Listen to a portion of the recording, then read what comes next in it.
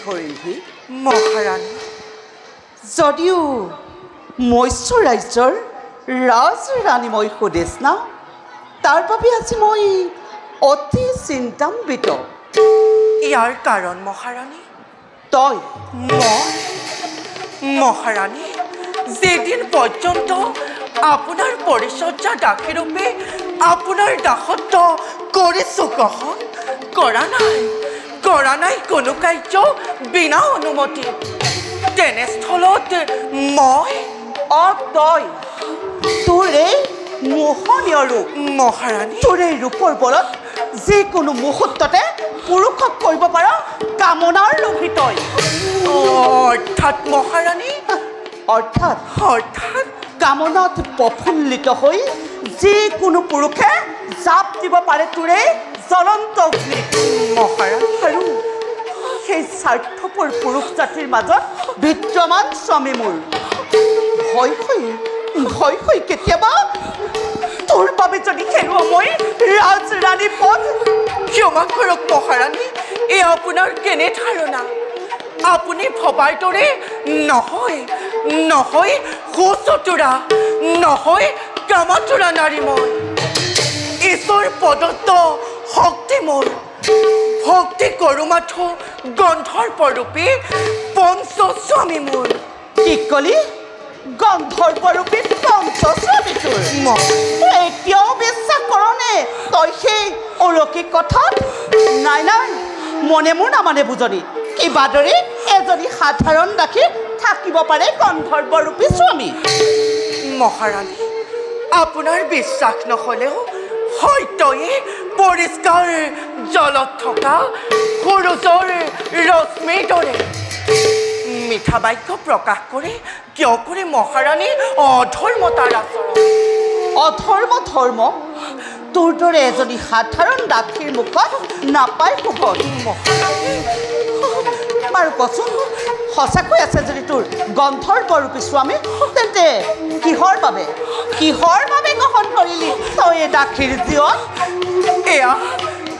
মাত্ৰ মোৰ ভাগ্যৰ লিখন কৰ্তব্যৰে আৱৰা জীৱনৰ দুৰ্বিপ্ৰাট লক্ষ্যভ্ৰষ্ট নহ কদাপি সুস্থিৰ চিন্তন বাৰে বাৰে বাৰে বাৰে ডাকে এনে অদ্ভুত আচৰণ মোৰ মোৰ অন্তৰাত্মাই নকৰে গ্ৰহণ মোৰ অন্তৰাত্মাই নকৰে গ্ৰহণ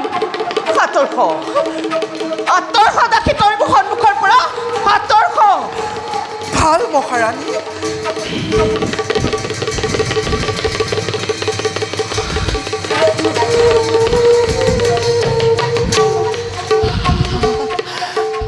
অপূৰ্ব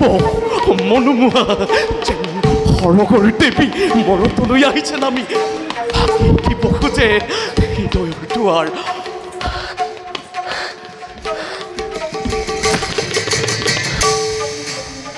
প্ৰণাম মহাৰাণী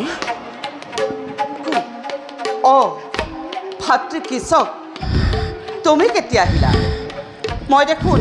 গমকে নাপালো সকলো প্ৰশ্নৰ উত্তৰ দিম তোমাক তুমি মোক প্ৰথমতে কোৱা এইমাত্ৰ যে তোমাৰ কক্ষৰ পৰা এগৰাকী সুন্দৰী ওলাই গ'ল তেওঁ কোন তাই এজনী দাসী দাসী তোমাৰ দাসী ইমান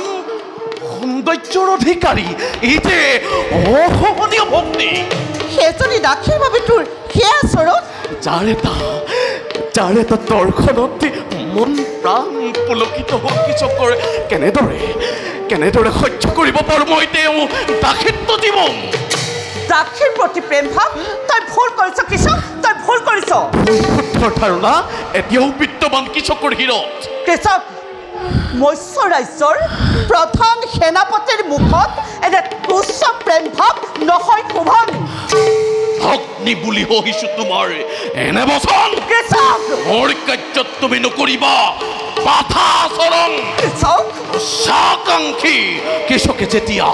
কিবা এটা কামলৈ মন মেলে সেই কাম সম্পন্ন নোহোৱা পৰ্যন্ত ক্ষান্ত নাথাকে আজিৰ পৰা সেই সুন্দৰীৰ ওপৰত মই দৃষ্টি কৰিম নিক্ষেপ তোমাৰ কৰ্ম হ'ল সেই সুন্দৰীক মোৰ কৰাত সহায় কৰা মই এতিয়া আহিলো ভগ্নী কৃষক সেইজনী সাধাৰণ দাসীৰ ৰূপত ভুল গ'ল ভাতৃ কৃষক মোৰ অনুমান কি সত্য হ'ব নেকি সঁচাকৈ হেৰুৱাব লাগিব নেকি মই মোৰ সোণৰ সংসাৰ নাই ৰাজৰাণী মই নিশ্চয় কৰিম যথোচিত উপায় অকালতে মৰখিবলৈ নিদিওঁ মই মোৰ সোণৰ সংসাৰ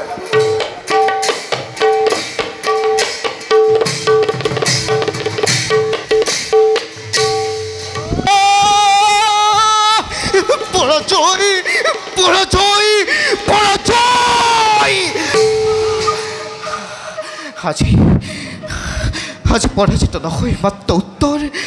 কৃষকৰ সন্মুখে আজি পৰাজিত উত্তৰৰে আত্মগৌৰৱৰে আজি পৰাজিত উত্তৰৰে স্বাভিমানৰে আজি পৰাজিত উত্তৰৰ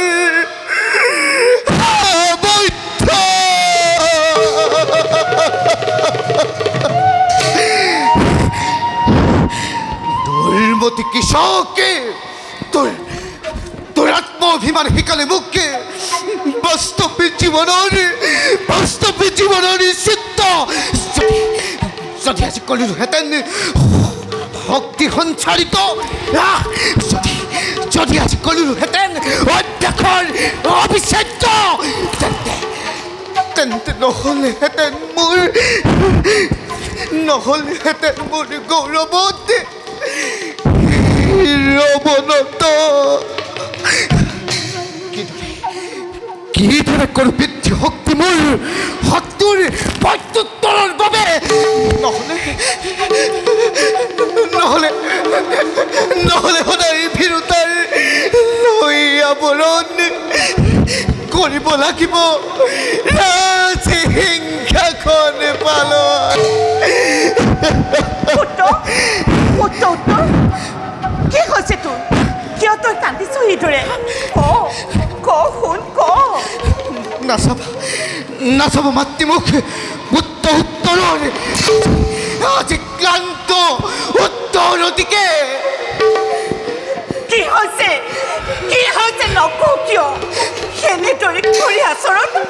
কষ্ট নিদিবি তই মাতৃৰ মনত বাচ্ছা, কি হৈছে তোমাৰ পুত্ৰ আজি পৰাজিত সন্মুখ পৰাজিত কিন্তু কাৰ লগত সেনাপতি কৃষকৰ লগত কিন্তু সেনাপতি হবে হোৱা পৰাজয়ে শিকালে জীৱনৰ দুৰ্বলতা মোক কিন্তু কৃষক যে বহা বলশালী তাক তই জানো ভালদৰে শত্ৰু সদায় শত্ৰু ৰণক্ষেত্ৰত এজন বীৰৰ বাবে কৃষক নহয় যদি হলহেঁতেন পৰাক্ৰমী তাহাৰ সময়ত বীৰ যুদ্ধ প্ৰতিযুদ্ধ মোৰ কিন্তু পাছা তুমি যে বৰ্তমানেও বালক তাৰ আগতে ৰাজ সন্তানে মই শৰীৰৰে প্ৰতি ৰন্ধে ৰন্ধে বৈ আছে ৰক্ত মৎস্য ৰাজনৰ প্ৰতিধমনিতে মাতৃ তোমাৰ ৰক্ত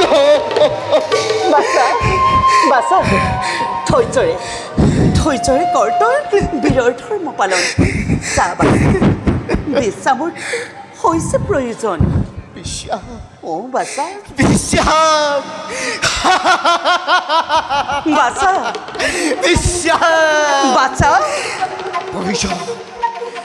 প্ৰয়োজনে মাতৃ নিশ্চয় লক্ষ্য স্থানৰ নহয় ক্ষণ মোৰ মত বিশ্বামৰ আশীৰ্বাদ কৰিবা যাতে পাওঁ সেই ক্ষণ নহ'লে নহহিব প্ৰাণে মোৰ অপমান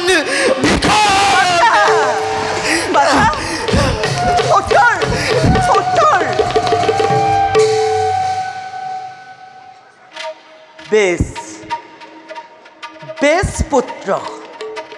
তোৰ এই অপমান এই শক্তিৰ কৰ্তব্যৰ মধুৰ ক্ষণ কিন্তু মোৰ বাবেও নহয় ক্ষণ সামান্য সেফালে দাঁতি সৰিন্ধি ৰূপৰ চিন্তন সন্ধ্যহাতে কৃষকৰ দৃষ্টিভীষণ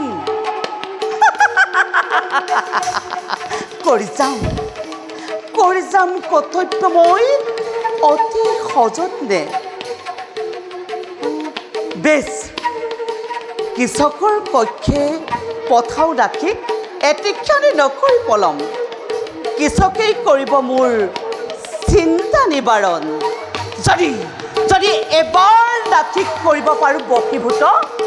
আনন্দ মনেৰে কৰি মই জীৱন যাপন জগতে দেখক এই সুদেশনাও নহয় সামান্য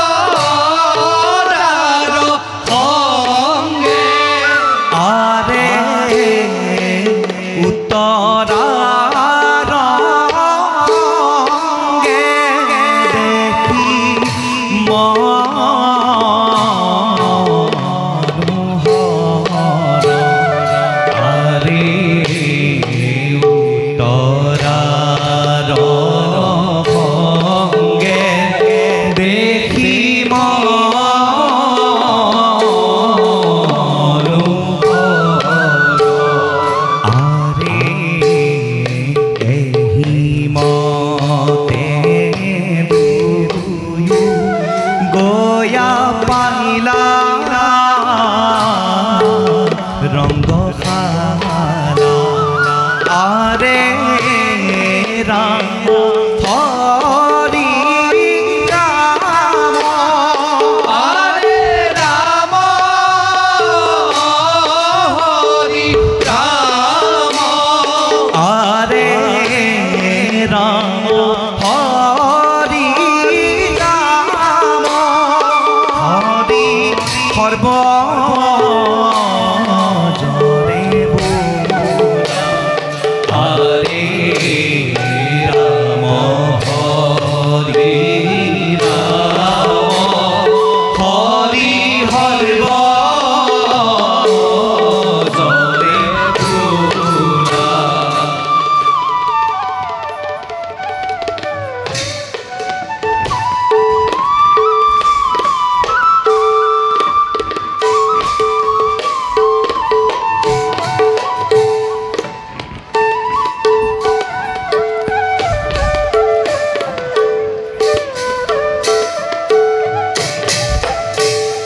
ক্ষোভিত চতুৰ্দিশ কৰি জাতিষ্কাৰ মৎস্যৰাজে শোভা কৰে জ্যোতি উত্তৰাৰ আচৰিত গুৰুদেৱ আজি ৰংগশালাত প্ৰথমে দেখোন প্ৰশংসা মোৰ ইয়াৰ কাৰণ হয় কাৰণ আজি মই সুখী তোমাৰ গুৰু হৈ অৰ্থাৎ তোমাৰ গুৰুৰূপে থাকি বহুকাল পাহৰি পেলাইছোঁ জীৱনৰ কিছু নিৰ্মম সত্য সেয়েহে সুখী মই নাৰী জীৱনৰ সুখৰ বিষয়ে মোৰ হৈছে জ্ঞাত গুৰুদেৱ এয়া দেখোন আপুনি পুৰুষৰ দৰে বাক্য কৰিছে প্ৰকাশ মইতো নাৰী নহওঁ কিন্তু আপুনি পুৰুষ নহয় এৰা নহওঁ মই পুৰুষ নহওঁ মই নাৰী জানে মোক সকলোৱে নৰ নাৰী কিন্নৰ বুলি এয়াই আজি মোৰ পৰিচয় কিন্তু জগতে জানে আপোনাৰ নৃত্যৰ চন্দ্ৰ জগতে জানে আপোনাৰ তালৰ ঝংকাৰ জগতে জানে আপুনি যেন সাক্ষাৎ একে উত্তৰা তুমি দেখোন মনে মনে থাকিলা মনে মোৰ নামানে গুৰুদেৱ কি উত্তৰা আপোনাৰ কথা মোৰ কথা হয় গুৰুদেৱ ভাবোঁ মাজে মাজে মই কিবা যেন লুকুৱাই পূৰ্বৰ চিত্ৰ ভাও ধৰা যেন লাগে আপোনাৰ তুমি দেখোন বহু কথাই জানা উত্তৰা গুৰুদেৱ মাজে মাজে ভাবোঁ মোৰ জীৱনৰ দুৰ্ভাগ্যৰ কথা কিন্তু কাক কম কোনে শুনিব কোনে বুজিব মোৰ হৃদয়ৰ নিৰ্মম ব্যথা গুৰুদেৱ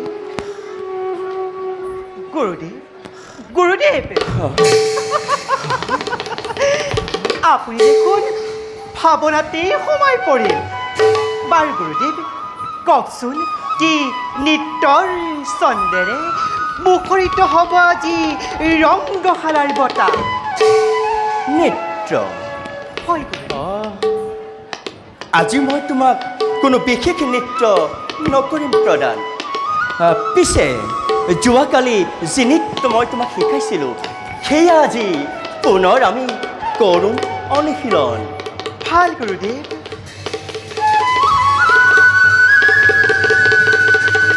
নাচিবে লাগিলা শিষ্যাৰ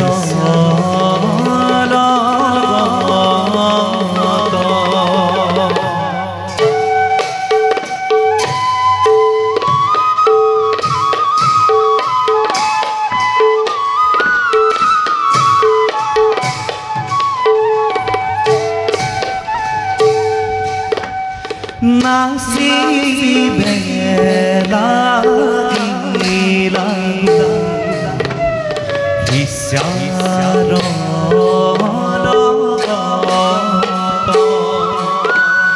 দেখা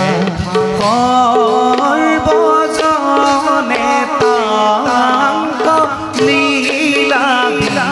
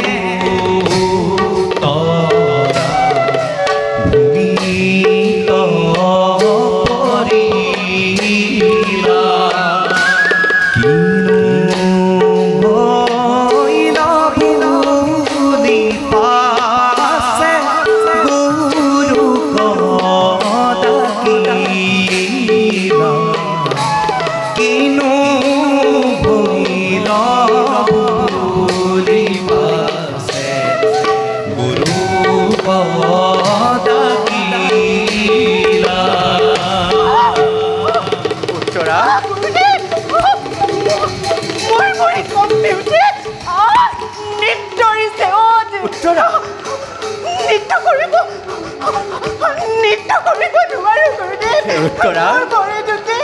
আবেগে হ'ল চৰিত্ৰ উত্তৰা নৃত্যাভ্যাসত এনেবোৰ কষ্ট থাকে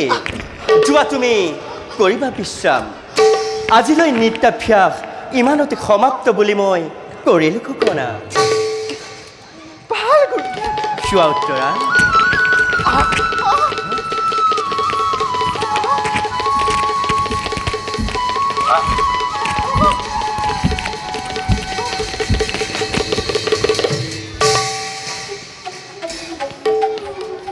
আজি উত্তৰাই মোক প্ৰশ্ন কৰে কি কথা আজি মই ৰাখিছোঁ লুকুৱাই কিন্তু কেনেদৰে বুজাম মোৰ ভাগ্যৰ বিড়ম্বনা প্ৰবল প্ৰতাপী বুলি চিৰ প্ৰচাৰিত মধ্যম পাণ্ডৱৰ আজি কি পৰিচয় কি আজি পৰিচয় মোৰ বৃষণ্ণলা নিত্যগুৰু বৃষণ্ণলা মনত পৰে আজিও মোৰ হৌ অতীতৰ কথা মল্লযুদ্ধ কৰি ত্ৰিশূলিৰ সমে লাভ কৰি পাশুপাত অষ্টবিখন পিতৃৰাজ্য অমৰাৱতীৰ দিশে কৰিছিলোঁ গমন সেই যাত্ৰাই যেন আনি দিলে মোৰ এই পৰিচয় স্বৰ্গৰ অপেশ্বৰী দেৱী উৰ্পশীৰ প্ৰেম নকৰি গ্ৰহণ অভিশাপ লভিলো মাথোৱেই কিন্নৰী জীৱন কিন্তু এয়া যে মোৰ বাবে অভিশাপ নহয় এয়া যে মোৰ বাবে হ'ল আশীৰ্বাদ নহ'লে এবছৰ অজ্ঞাতবাসত ক'তনো লুকুৱাই ৰাখিলোঁ খেতিন গান্ধীৱ ধৰি অৰ্জুনৰে বিক্ৰম শৰীৰ পৰিচয় কি নহওক আৰু মাত্ৰ কেইটামান ক্ষণে বাকী অজ্ঞাত কালৰ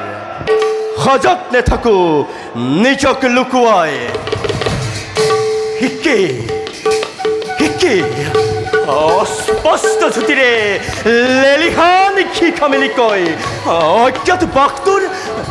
নহ'ব সম্ফল তাৰাকে ধৰিব লাগিব তই মূৰ্তি ভীষণ নাই